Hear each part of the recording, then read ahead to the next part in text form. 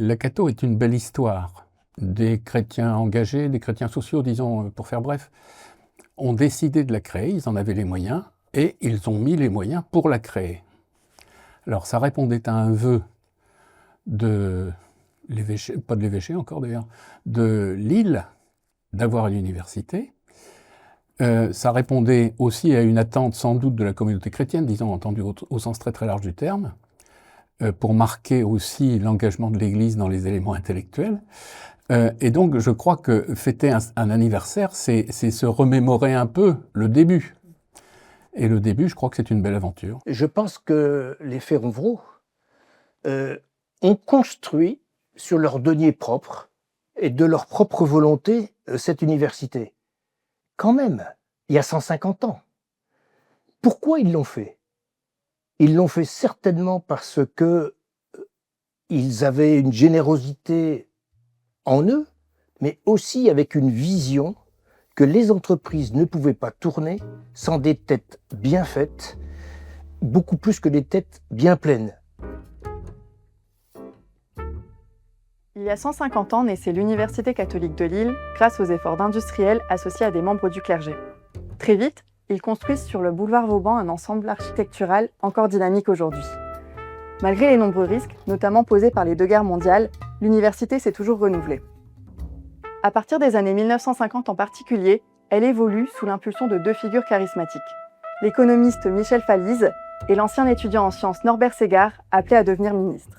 Il y a eu, à une certaine époque, je crois qu'il est arrivé en 1956, un farfelu qui s'appelait Norbert Ségard, qui, voulant se préparer à être enseignant, a décidé de faire ses études à la Cato, tradition familiale, et chemin faisant, il a décidé de faire des études supérieures pour être prof à la Cato. Alors, il a donc il a travaillé sa thèse dans un laboratoire où il y avait un jeune chercheur de 80 ans ou moins, c'était le seul, et il a décidé là-dedans de créer un centre de recherche. Alors, je dirais, pour dire les choses en bref, quelques années plus tard, il y a un professeur belge qui, passé par hasard, ce professeur belge s'appelait Michel Falise, et donc je dirais que ces deux-là, Norbert Ségard et Michel Falise, pour moi, ont été en quelque sorte les refondateurs de la Cato, après une période vraiment de très basse eaux. Alors, l'un a créé des écoles d'ingénieurs, l'autre a créé le secteur économique. Et ceci a permis aux autres secteurs moins faciles à faire vivre, je pense à la fac de lettres, à la fac de théologie, même à la fac de médecine, ça leur a permis d'avoir un substrat qui était vraiment vivant, et du coup ça a permis de rappeler, de faire revenir des étudiants. En 1961, Michel Falise est appelé à la Cato, comme on dit, pour développer le département des sciences économiques. Depuis, il a créé plusieurs écoles au sein de l'Université catholique de Lille, comme l'Institut d'économie pour ingénieurs, le Centre de recherche économique et de gestion ou l'Institut d'économie scientifique et de gestion. En 1973, Michel Falise est nommé vice-président de l'Université catholique. Enfin, cette année, il succède à Monseigneur Lement au poste de président. Un laïc remplace donc un prêtre. C'est une question de disponibilité d'homme à un moment donné, de candidature. Il se fait que je sois laïque et que j'étais en même temps candidat à cette responsabilité qui peut être exercée aussi bien par un laïc que par un prêtre. Mais alors, est-ce la première nomination d'un laïc à la présidence d'une université catholique? Ce n'est pas la première au niveau international, mais c'est effectivement la première fois en France qu'une université catholique a un laïc à sa tête. Les étudiants sont revenus en nombre grâce à l'expansion fulgurante des formations proposées. L'université s'est réinventée jusqu'à devenir, en 1973, une véritable fédération universitaire. La Cato à Lille, c'est le quartier Vauban. Entre 3 rues et un boulevard, la Fédération universitaire et polytechnique s'est implantée il y a un siècle. Faculté de médecine, lettres, droit et sciences économiques et près d'une trentaine d'écoles regroupent 8500 étudiants. On est loin du stéréotype de la faculté de théologie enfermée dans les murs épais des bâtiments victoriens. Cet enseignement existe, il a lui-même évolué et ne représente qu'une petite partie d'un éventail de disciplines unique par sa diversité. Oh. Comment elle a changé, je ne pourrais pas vous le dire. Ce que je peux dire, c'est que... Toutes les facs de sciences et la fac de lettres ont pris une dimension qui était sans proportion avec ce que j'ai connu quand j'étais étudiant. Et la Cato et la fac de sciences a pris une place sur la ville de Lille, une place qu'elle n'avait pas. C'était très petit. Donc il s'est passé quelque chose d'extraordinaire, si vous voulez.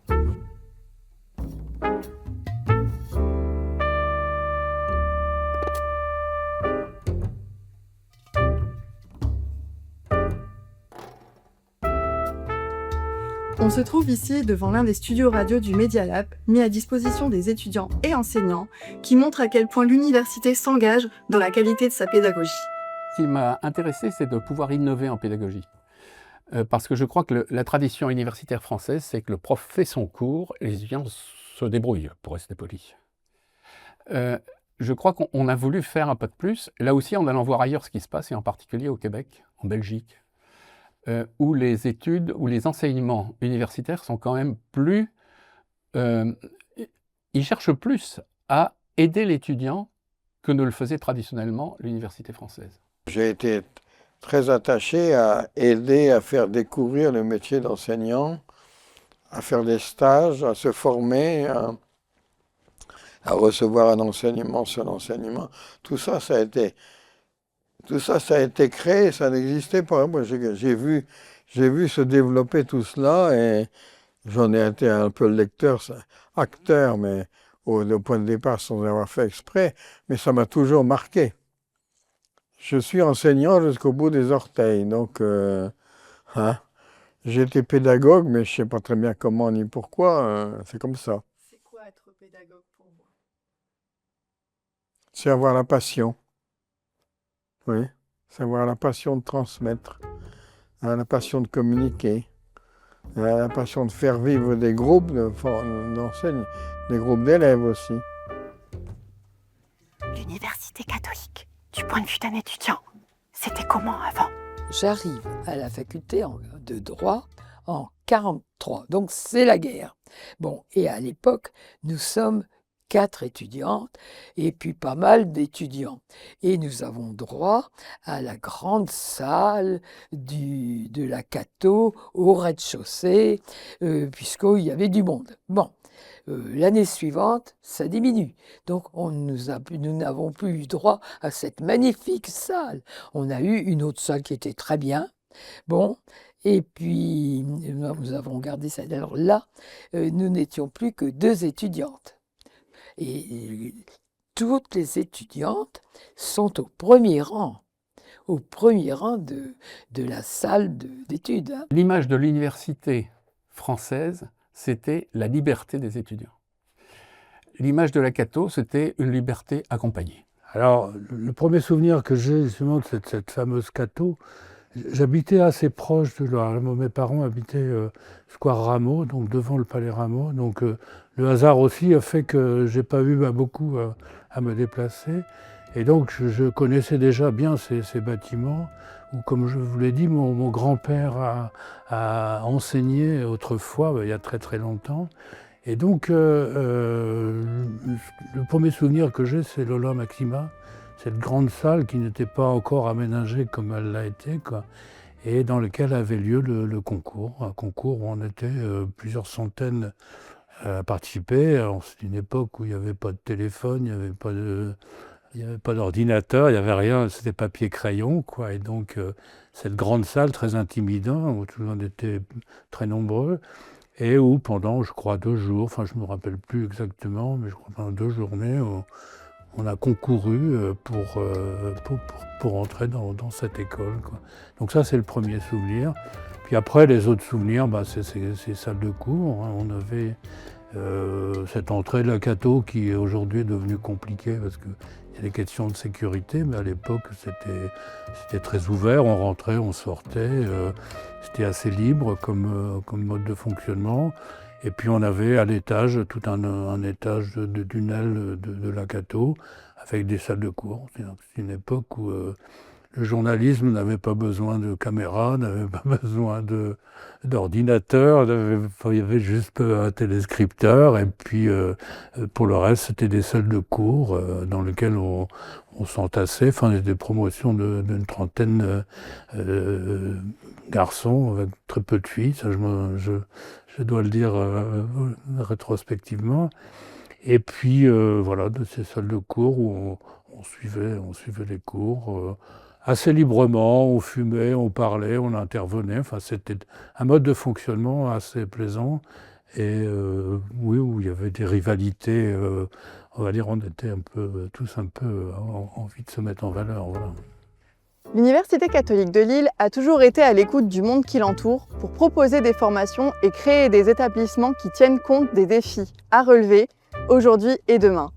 Le Palais Rameau en est un démonstrateur. Alors souvent, je me pose la question, et je l'ai déjà posée en réunion, en disant, si les Ferronvreaux étaient encore parmi nous, qu'est-ce qu'ils feraient? Alors peut-être qu'ils feraient moins de bâtiments, moins de briques, mais peut-être qu'ils feraient encore plus de nouvelles écoles, comme l'école du numérique, ou comme Pictura qu'on vient de réinaugurer, parce qu'il y a des métiers nouveaux. Et donc il faut qu'on soit là pour s'adapter au monde qui change. Il y a beaucoup de métiers qui n'existent pas encore, et donc les formations pas encore non plus. Donc il va falloir qu'on soit souple et réactif.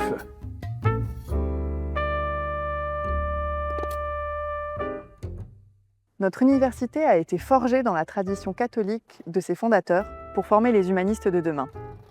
On y partage des valeurs qui évoluent elles aussi avec la société.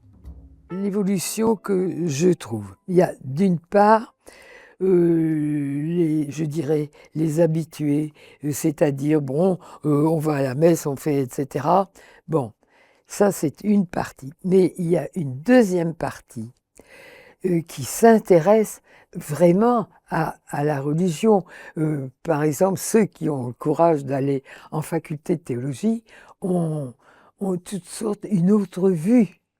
Bon, et qui, disons, dans des réunions, dans des sermons, vous avez des prêtres qui savent, disons, donner c'est pas une nouvelle orientation, il y a toujours été, mais savent faire vivre l'orientation, savent faire vivre la vie chrétienne.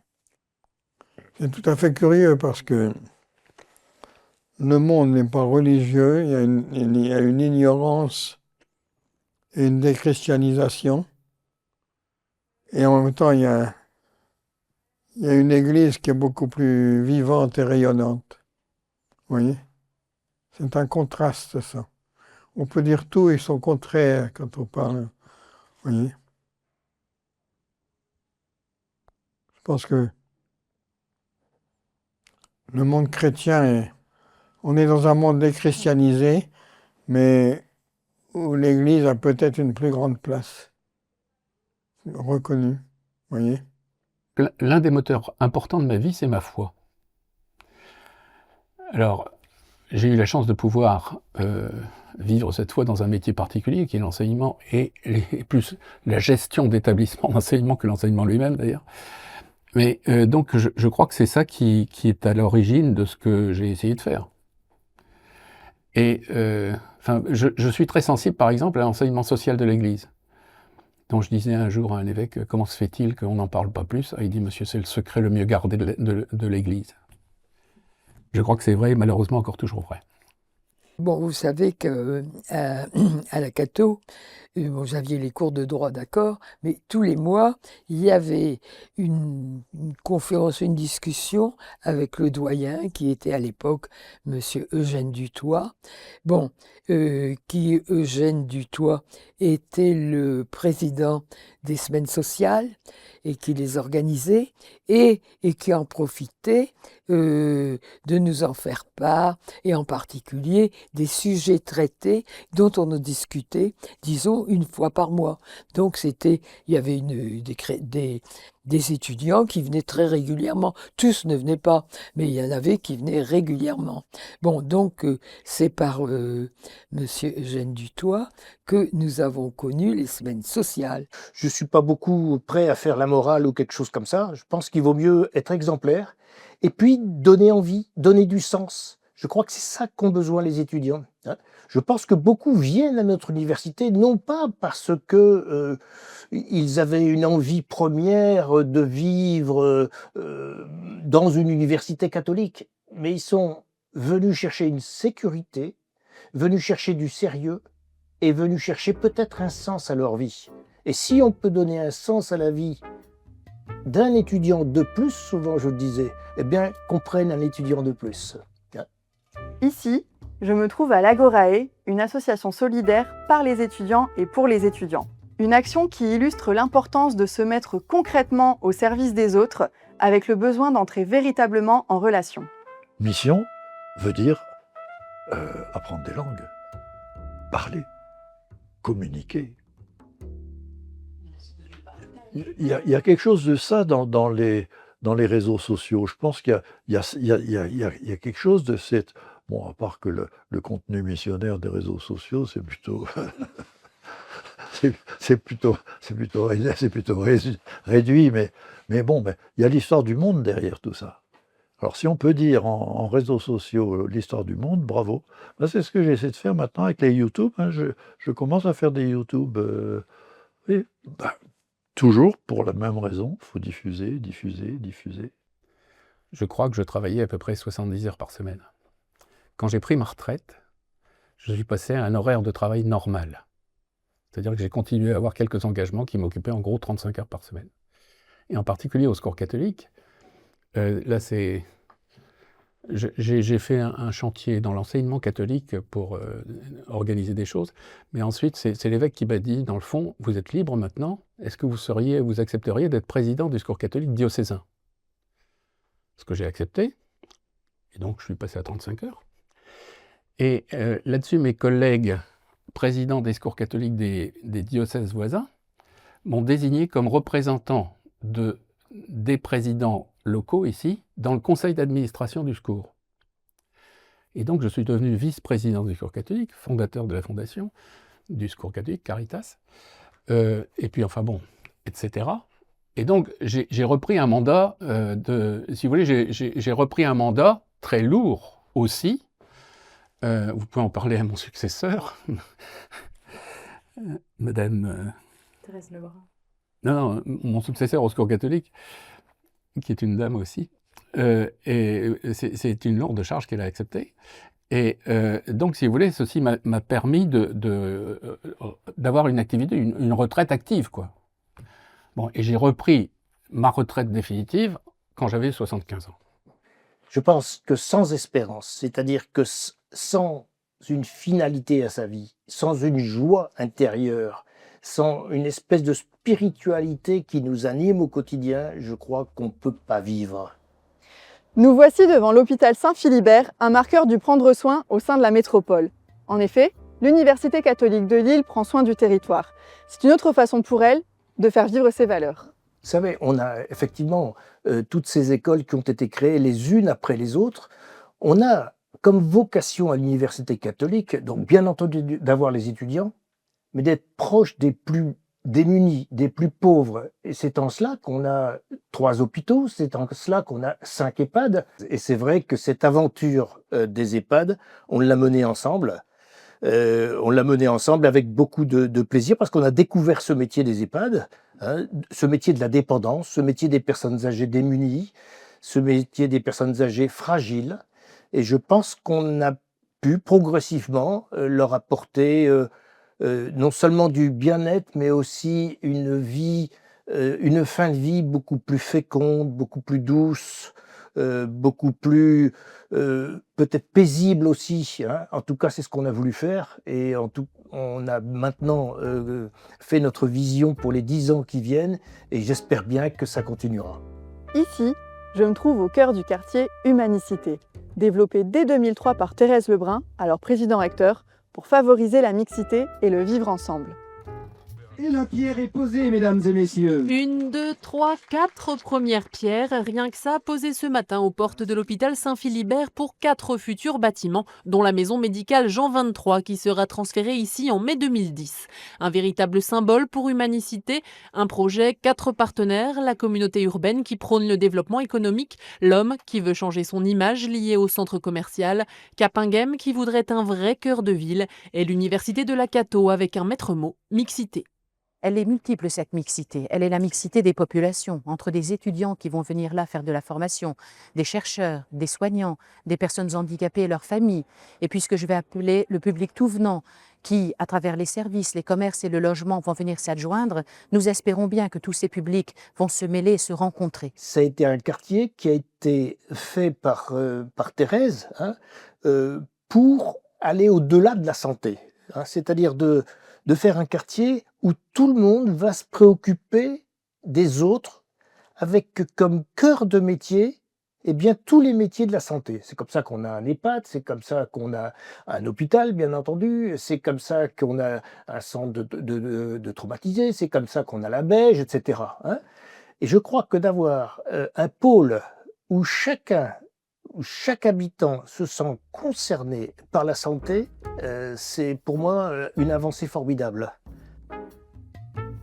Une université ouverte sur le monde, c'est aussi une institution qui entretient des liens avec les secteurs économiques et politiques. Je crois que peut-être notre vocation a toujours été de travailler en étant branché sur la société. Encore une fois, c'est une question de nécessité absolue pour y trouver des moyens. J'ai pris conscience que l'université et l'entreprise, ça devait beaucoup travailler ensemble. Et j'ai pris surtout conscience que les valeurs humaines dont on a besoin en entreprise, il fallait qu'elles soient forgées par l'université. Les formations qu'on propose sont d'une part des formations universitaires assez standards, mais d'autre part aussi des formations très professionnalisées, et ceci depuis le début. HCI a été créé il y a beaucoup plus d'un siècle. Donc le fait que ça ne nous gêne pas de travailler pour les entreprises, au contraire. D'abord on a besoin d'elles, mais aussi on sait que c'est comme ça qu'on rend service à la société. C'est par ce biais-là qu'on rend service à la société. On rend service aux personnes conformes, mais on rend service aussi à la société en répondant à un besoin de la société. Et donc, je dirais qu'on a assez facilement de bonnes relations avec les entreprises, et on peut les intéresser soit à ce qu'ils nous aident directement, soit à ce qu'ils viennent chez nous nous aider. Donc, ils sont membres de conseil d'administration, on peut leur téléphoner, leur demander un avis, enfin bon, etc. L'Institut supérieur d'électronique du Nord se trouve à Lille. À l'origine, quelles ont été les raisons de sa création? Écoutons son directeur, M. Norbert Segard. Lorsqu'en 1956 a été créé l'Institut supérieur d'électronique du Nord, nous nous trouvions pratiquement en face de 2 problèmes. La région du Nord connaissait déjà certains problèmes pour la reconversion d'une partie de son industrie traditionnelle. Et deuxièmement, tous les types d'industries que nous avons dans cette région devaient s'équiper en matériel moderne, notamment en matériel électronique. Or, pour atteindre l'un de ces objectifs ou l'autre, ce qu'il nous manquait, c'était des ingénieurs électroniciens. Je crois que le monde politique a l'ambition en tout cas de représenter la population et donc les besoins de la société. Et donc il est assez naturel qu'on soit en relation avec lui. Alors, par exemple, moi, ce qui m'a intéressé, c'est d'être en relation avec tout le monde politique. On a eu la chance d'avoir dans la région des hommes politiques remarquables aussi. Je pense au maire de Lille, par exemple. Et je peux dire au maire de Lille au pluriel, mais en particulier celui que j'ai le mieux connu, moi, Pierre Mauroy, qui a été un personnage tout à fait ouvert et disponible. Et donc, il nous a été très facile d'être en relation avec lui et avec son environnement. Vous l'aurez compris, l'Université catholique de Lille est un lieu de partage de savoir et de valeurs, ouvert sur le monde et tourné vers l'avenir. Cette institution porte les voix de celles et ceux qui l'ont traversée depuis 150 ans et qui ont des messages à transmettre aux générations futures pour que l'histoire continue de s'écrire. Pour en profiter, il faut être passionné. Il faut être passionné. Il faut être passionné et en même temps, il faut aimer les groupes, c'est très... Les mouvements étudiants est très important, si vous voulez. Il faut vivre en groupe et il faut être passionné. Donc, il faut apprendre à vivre, il faut apprendre à être soi-même, à vivre ensemble, à aimer l'institution dont on fait partie, mais que cette institution ne soit pas fermée sur elle-même. Vous voyez ? Je dirais aux professeurs, soyez attentifs à l'autre. Essayez de découvrir ce qu'il y a de bon chez lui. Et c'est ça qu'il faut faire évoluer. Ben moi, ce que j'espère, hein, c'est que chaque étudiant qui vient passer quelques années chez nous, il reparte avec beaucoup d'espoir. L'espoir d'avoir une vie forte, l'espoir d'avoir une vie heureuse, l'espoir d'être utile à la société, l'espoir d'avoir un métier qui le fasse vivre, mais surtout qui l'anime au quotidien. Ce qui fait un homme, c'est Axel Kahn qui dit ça. Axel Kahn, il dit ce qui nous distingue de l'animal, c'est que l'homme est le seul à pouvoir revenir sur sa mémoire pour en faire un futur qui lui permette d'envisager un au-delà de la mort.